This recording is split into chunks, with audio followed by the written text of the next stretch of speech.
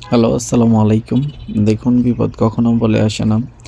ইফতারের ঠিক আগের মুহূর্ত হঠাৎ এক বিকট শব্দে সবাই ছোটাছুটি করছে। বি- সবার পিছু পিছু আমিও ছুটতে লাগলাম। কিছু দূরে গিয়ে দেখি একটি প্রাইভেট কার খুব বাজেভাবে অ্যাক্সিডেন্ট করে। এই গাড়িটি সম্ভবত তার কন্ট্রোল হারিয়ে সামনের তিনটি গাড়ির সাথে একসাথে ধাক্কা লাগে। অনেক বড় ধরনের একটা বিপদ থেকে লোকগুলো বেঁচে যায়।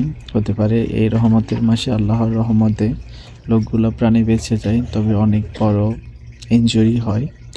এখনও পুলিশ অথবা অ্যাম্বুলেন্স আসে নাই, তাই লোকের ভিড়ে সবাই ভিড় করছে, তবে কেউ কোনো টাচ বা কেউ হেল্প করতে পারবে না। এদেশের এরকম কোনো নিয়ম নাই, যদি কেউ হেল্প করতে যায় তাহলে বিপদে পড়তে পারে। সবাই শুধু দর্শক সারিতে দেখতেই আছে।